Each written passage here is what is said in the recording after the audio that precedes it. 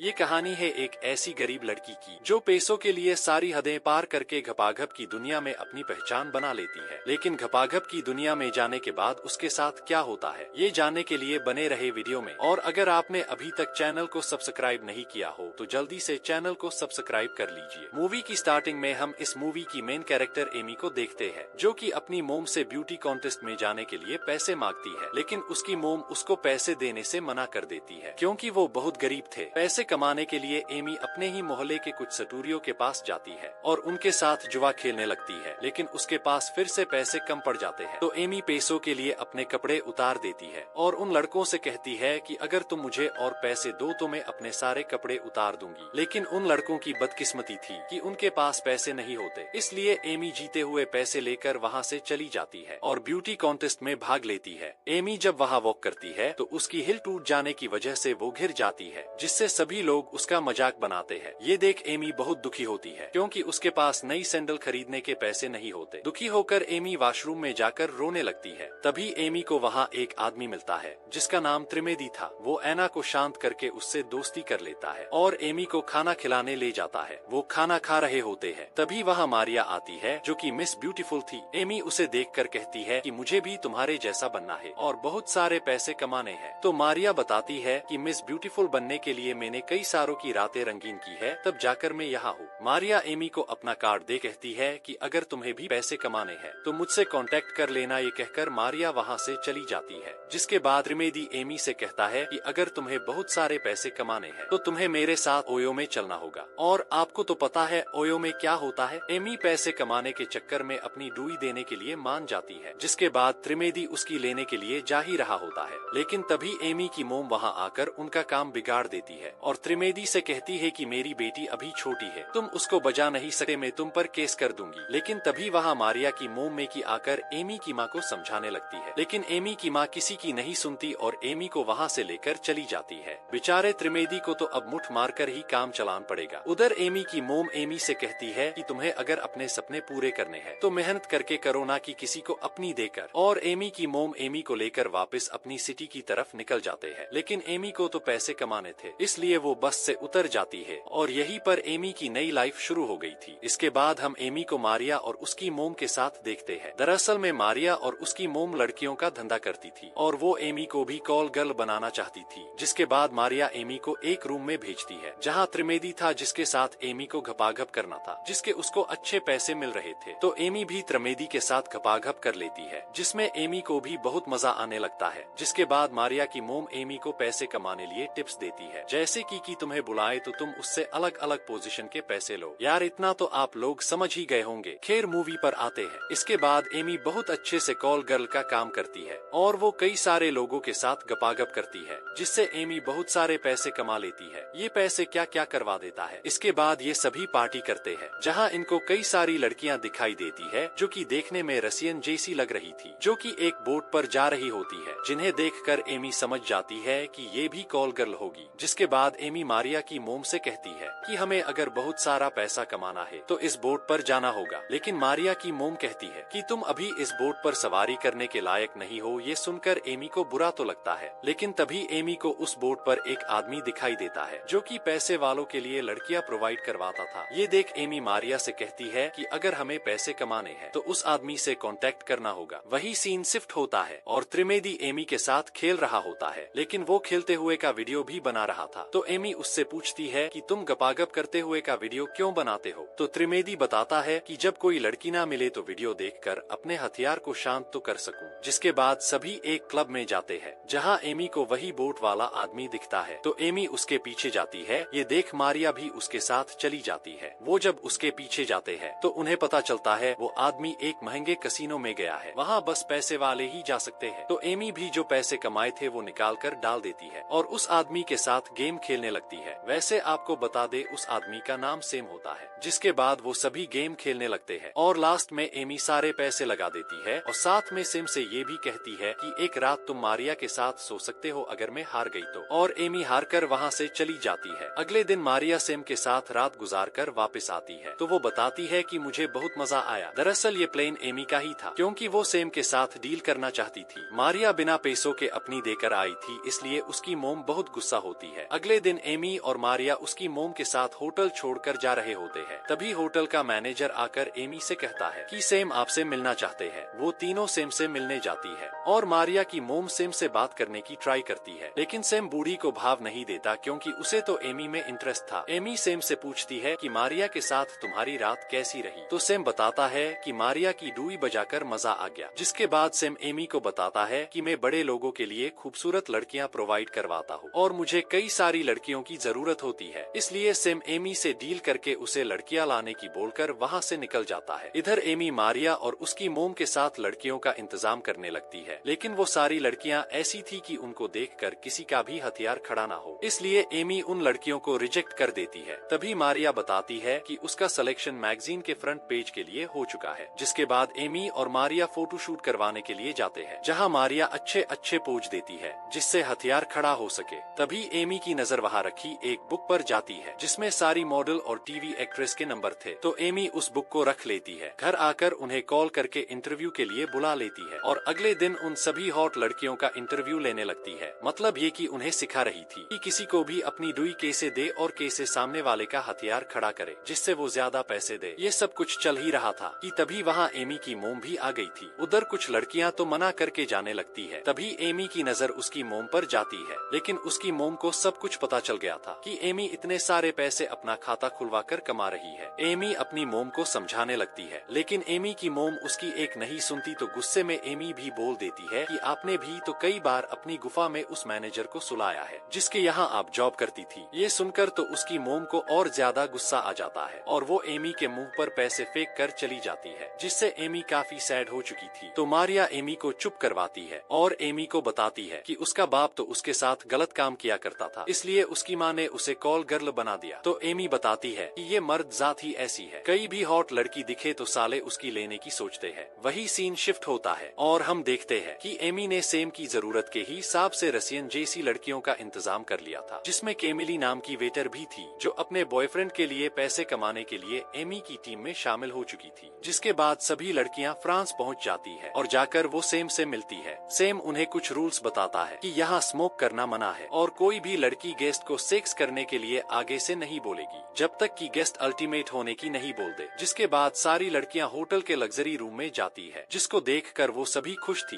केमली थोड़ी सैड होती है क्योंकि उसने पहले कभी ऐसा काम नहीं किया था, लेकिन एमी उसे समझाती है कि हमें इसके लिए बहुत सारे पैसे मिलेंगे। वैसे भी तुम अपने बॉयफ्रेंड को तो अपनी फ्री में देती हो, लेकिन यहाँ तुम्हें डुई बजवाने के बदले पैसे मिलेंगे। ये सुनकर केमली भी मान जाती है। जिसके बाद सभी तैयार होकर बाहर जाती है, जहाँ उनकी पार्टी का होस्ट सेंटिनो और उसके 2 भाइयों से मिलती है। जिसके बाद ये सभी मिलकर पार्टी करते हैं और ये लड़के सारी लड़कियों का खाता खोलते हैं। खाता खोलते हुए मैं दिखा नहीं सकता और ये सभी खूब एंजॉय करते हैं। सेंटिनो को केमली पसंद आ गई थी, इसलिए सेंटिनो केमली को अपने रूम में लेकर जाता है और किस करते हुए केमली को बजाने लगता है। केमली सेंटिनो की प्यास बुझाने के बाद अपने रूम में जाती है, जहाँ वो एमी को बताती है कि सेंटिनो बहुत अच्छा है, उसने मुझे खाना बनाकर खिलाया था। इन सब से केमली बहुत खुश थी। अगले दिन एमी और सैम आपस में बात कर रहे होते हैं, जिन्हें देखकर मेकी मारिया से कहती है कि हमें सेंटिनो को अपने जाल में फंसाना होगा ताकि हम एमी को छोड़कर बहुत सारे पैसे कमा सके। जिसके बाद वो दोनों सेंटिनो के पास जाती है, जहाँ सेंटिनो एक बिजनेस मीटिंग कर रहा था, इसलिए उनसे बाद में बात करने को कहता है। मेकी का वहाँ कोई जुगाड़ नहीं बैठता, इसलिए वो मारिया से सेंटिनो के साथ बेटे बिजनेसमैन के साथ सोने की बोलकर उन्हें अपने झांसे में लेने को बोलती है। अगले दिन पार्टी में हम देखते हैं कि सेंटिनो दूसरी लड़की को अपनी प्यास बुझाने के लिए लेके चला जाता है। ये देखकर केमली को बुरा लगता है क्योंकि वो भी एक रात सेंटिनो के साथ सोई थी।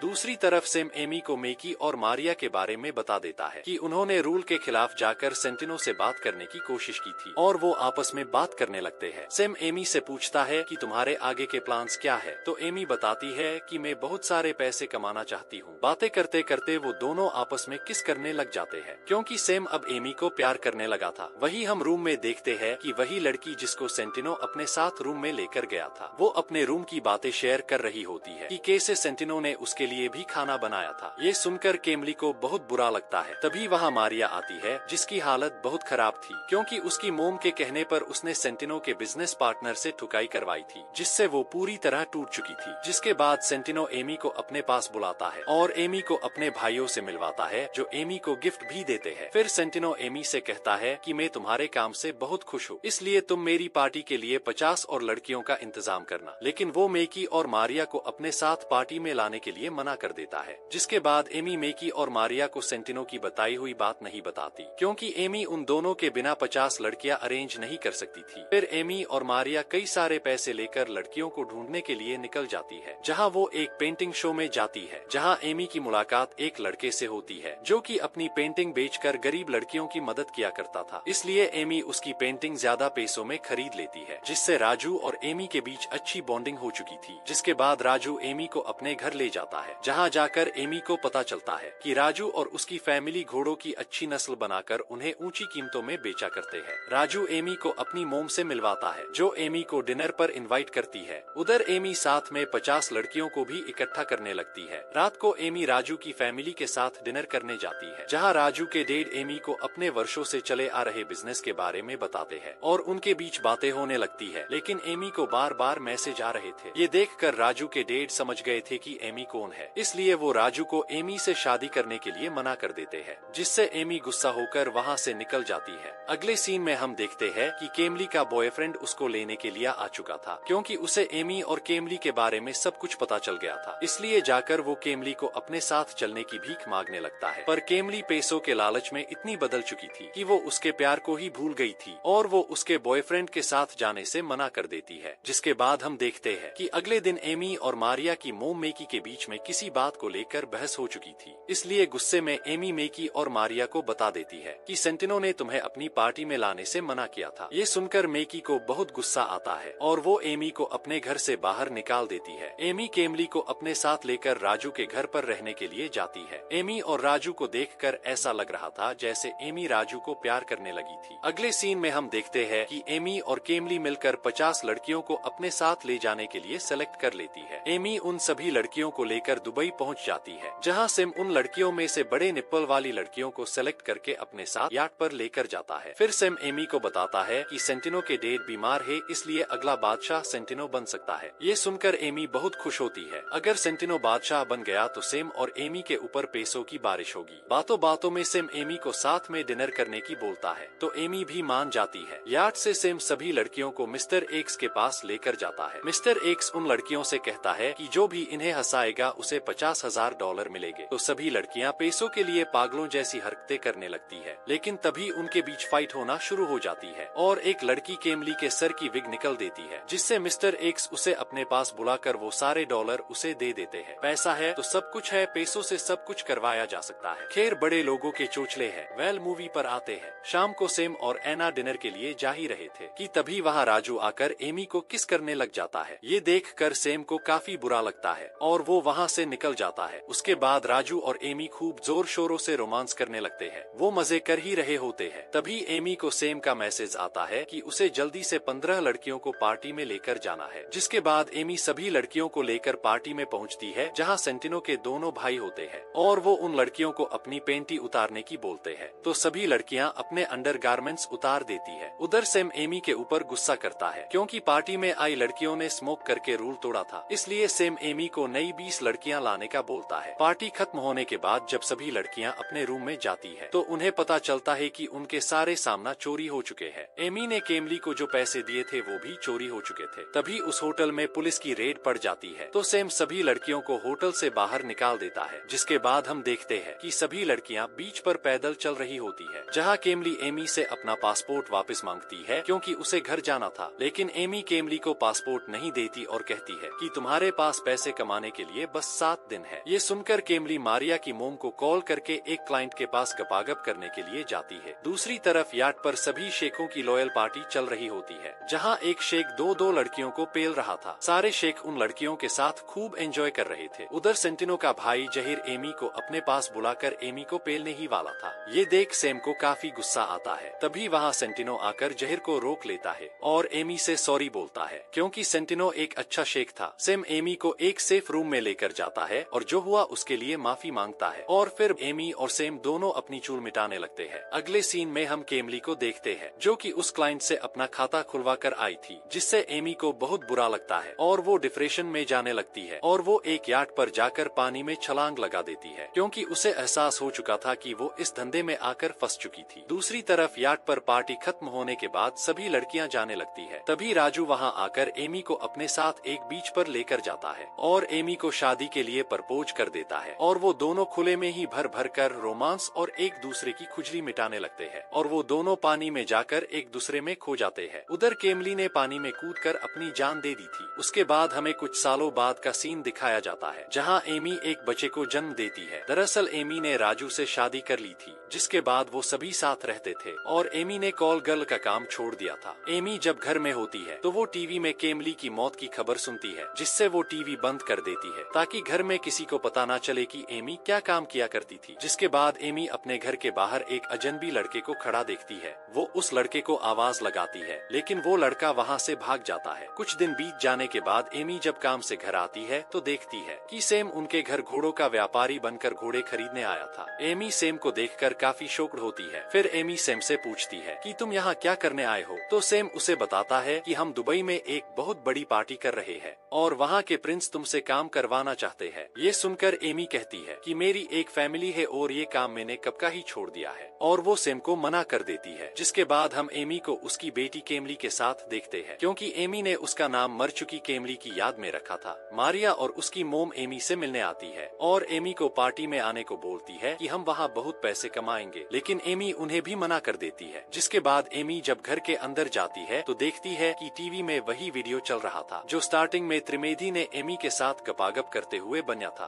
और ये वीडियो राजू के डैड ने देख लिया था। इसलिए उन्हें पता चल जाता है कि एमी एक धंधा करने वाली लड़की है, तो वो एमी को धक्के मारकर घर से बाहर निकाल देते हैं। एमी की सच्चाई अब राजू को भी पता चल गई थी, इसलिए वो भी एमी का साथ छोड़कर अपनी बेटी को अपने साथ ले जाता है। इससे एमी बहुत परेशान होती हुई मारिया और उसकी मोम के पास जाती है और वो तीनों दुबई जाकर शेखों की पार्टी में जाती है, जहाँ सारे शेख मिलकर लड़कियों के मजे ले रहे थे और एंजॉय कर रहे थे। एमी सैम के पास जाती है। सैम एमी को जहीर के पास लेकर जाता है, क्योंकि जहीर ने सेंटिनो को मारकर खुद दुबई का किंग बन चुका था और उसने दुबई के सारे रूल्स भी बदल दिए थे। जिसके बाद जहीर एमी को अपनी चोट का निशान दिखाता है जो एमी ने उसे पहले दिया था। ये देख एमी वहाँ से मारिया और उसकी मोम के पास जाकर उनसे वहाँ से चलने की बोलती है, लेकिन मारिया की मोम एमी से बोलती है कि मुझे पता है सेंटिनो मर चुका है और जहीर यहाँ का किंग है और उसी के कहने पर हम तुम्हें यहाँ लेकर आए हैं। ये सुनकर एमी उस पार्टी से भाग जाती है और वो एक रेगिस्तान में पहुँच गई थी, लेकिन जहीर एमी को पकड़ लेता है और वापस अपनी पार्टी में ले आता है, जहाँ जहीर और उसका भाई दोनों मिलकर एमी के साथ जोर जोर से गपागप करते हैं और वो सैम को भी जबरदस्ती एमी के साथ अल्टीमेट होने की बोलते हैं, जिससे एमी की हालत बहुत खराब हो चुकी थी। इतनों के साथ गपागप करना कोई मामूली बात थोड़ी है। अगले सीन में हम एमी को देखते हैं जो अपनी बेटी से मिलने जा रही थी, लेकिन पुलिस उसे पकड़ लेती है क्योंकि केमली की मौत एमी की वजह से ही हुई थी और इसका पता केमली के बॉयफ्रेंड ने लगाया था और पुलिस को बता दिया था। फिर एमी के खिलाफ वो सारी लड़कियां बयान देती है जिनसे एमी ने काम करवाया था, लेकिन मारिया एमी की साइड बोलती हुए कहती है कि एमी गलत है, लेकिन वो आदमी भी गलत है जो पैसे देकर ऐसे काम करवाते हैं। इन सब के बाद एमी को जेल हो जाती है।